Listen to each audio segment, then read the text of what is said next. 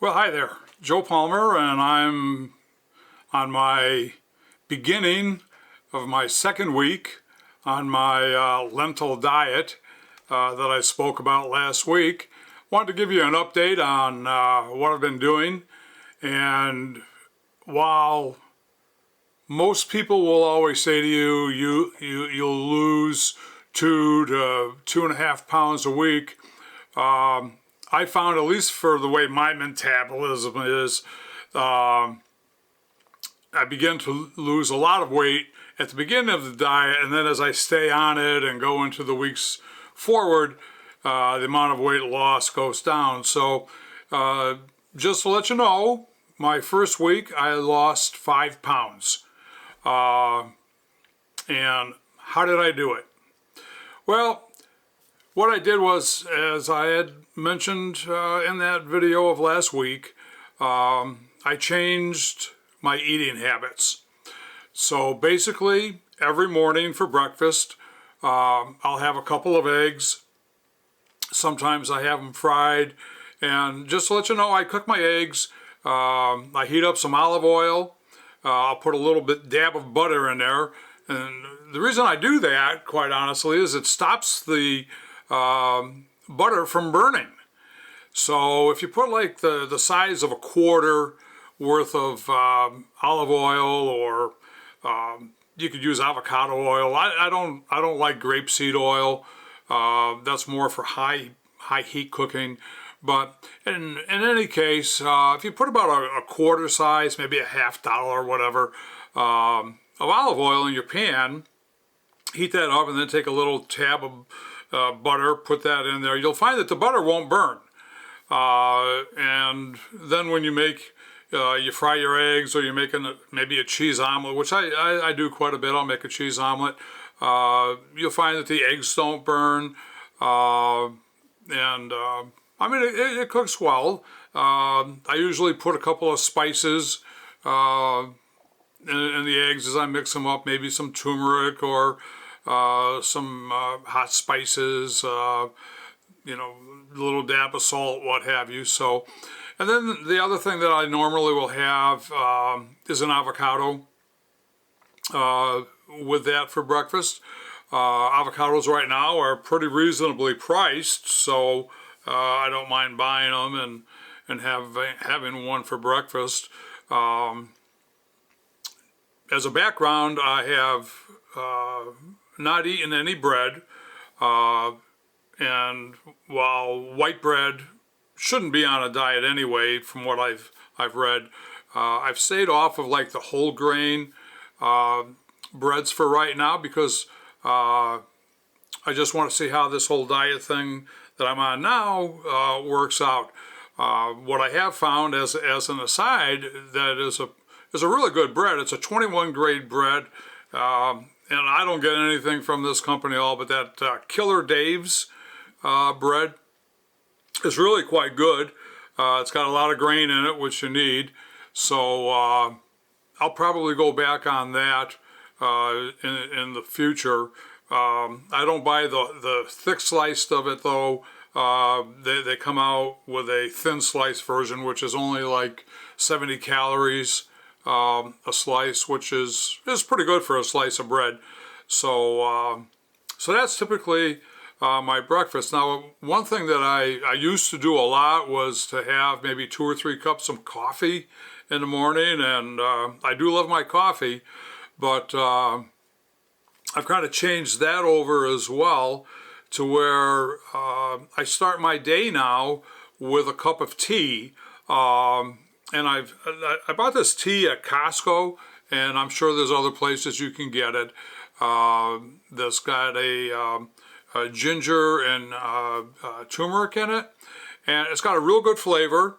I drink it the first thing in the morning because it's supposed to be good for your digestion and things like that. But it's a good kick to the day. And it's not to say that I don't have a cup of coffee, but I say I've changed what I do as far as my morning routine.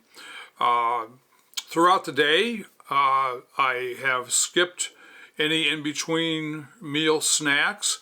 So when it gets to be around lunchtime, what I typically do is make a protein drink. I've got one of those nutrient blender things that you use, and I typically my smoothie, as they call them, I'll put in a cup of almond milk, some protein powder, a couple tablespoons of powdered peanut butter. And just as an aside,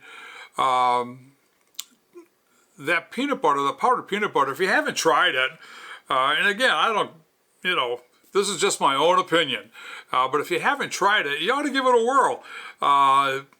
It tastes good. It's only 70 calories for a couple tablespoons. And when you think about, if you open up a jar of other peanut butter, I'm not going to mention any brands, I mean, you're looking at something like 150, 190 calories just for a couple tablespoons of peanut butter out of a jar. So, anyway,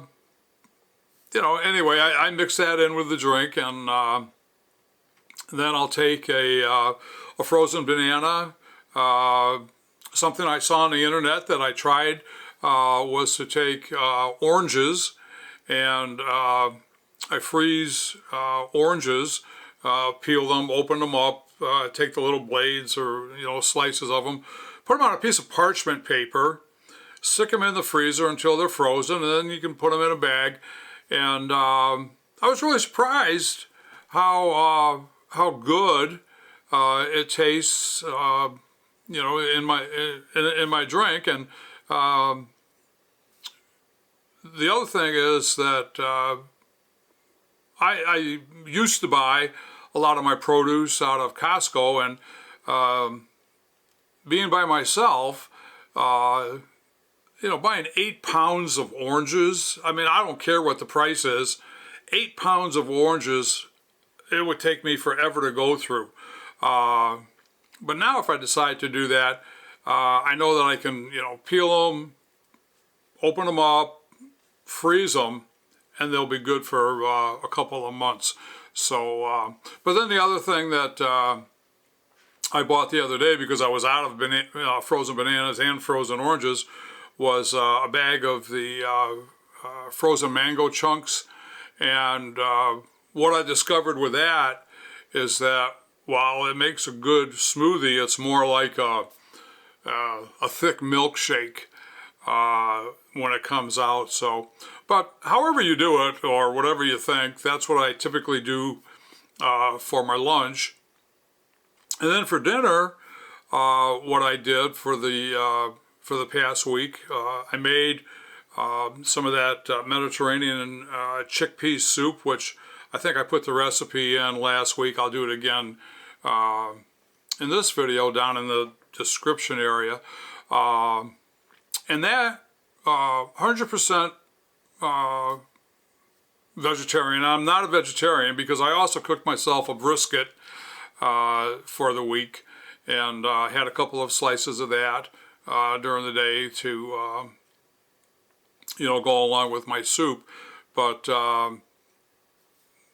that's typically what I do. And then I'll have a glass, or a cup rather, of green tea sometime maybe around 6, 7 o'clock at night. So that basically has been my diet for the last week.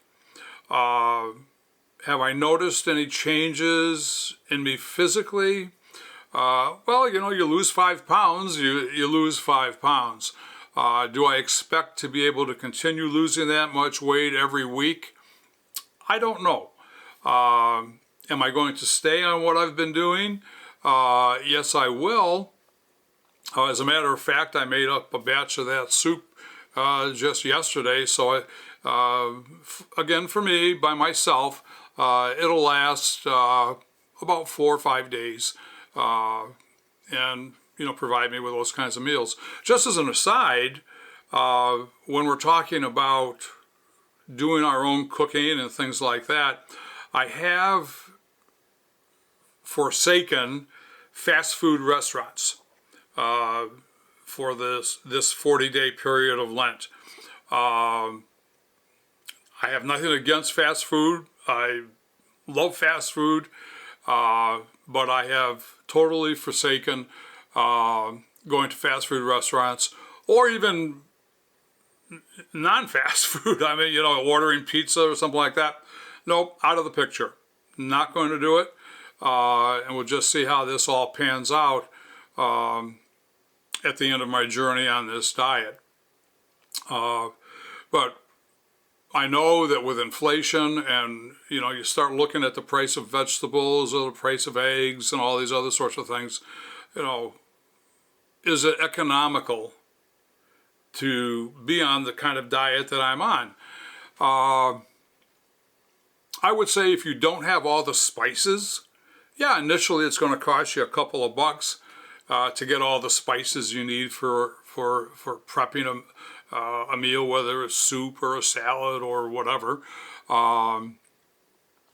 But that soup that I made that'll last me for 4 or 5 days, I figured that it cost maybe $10, $12 at the most in ingredients. I'm hard pressed to find a restaurant that you can get a homemade bowl of soup with no additives, everything natural, for about $3 a bowl. You sure can't buy a can of soup, which is loaded with whatever they put into it for the price of making it yourself. So it's just something to consider. And hey, I'm not suggesting to anybody that what you do is wrong, because as I said, a diet is what you eat. It's a lifestyle of eating, and if you want to eat pizza every day, that's your diet. No problem. I'm just on this path that hopefully I can lose more weight, add a few more years onto the life that I've been given, and we'll just kind of all take it from there. So one thing I want to mention, I do eat a lot of fish, and I'm going to start going back having fish with my dinners and what have you. We often, by the very places we live, can't get fresh fish. Now, I live in the Midwest.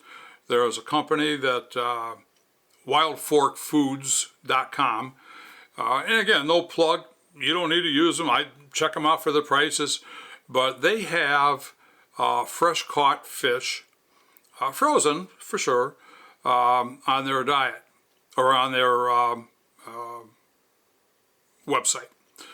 So I can order, and I have, swordfish that's fresh caught, tuna that's fresh caught, shrimp that's fresh caught, scallops that are fresh caught. The same with chicken and beef. It's all organic and what have you. Why did I go to them? Because I used to shop at Costco, but the only thing I would say is to check where they get their frozen fish. Typically they're farmed, and I have forsaken farmed fish, particularly out of Asia.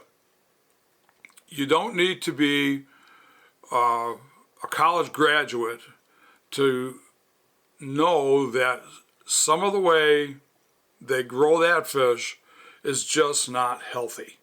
I mean, it's not. You can do all the research you want on it, and I found anyway, I don't want to eat that fish, and so I prefer to buy American made, American caught. But that's just me again.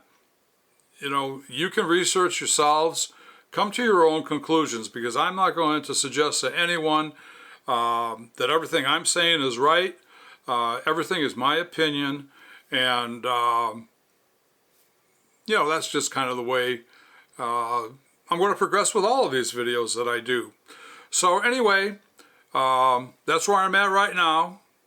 Dropped 5 pounds in my first week, and it's just a matter of continuing. I'll do another video next Wednesday to let you know my progress, to let you know what I've been coming up with for meals and things of that nature. And I just hope that you all have a really great day or evening or whatever time of the day it is when you view this video. Please hit that subscribe button. It lets me know that you're interested in what I'm presenting, and it gives you the opportunity to kind of stay in touch with me as to what we're doing. So I really appreciate that. I'm not looking to get to 1 million subscribers or any of that other sort of thing, but it's good to know that some people are interested in what you're presenting to them. So again, have a safe day, safe evening, safe morning, whatever. Be well, and God bless.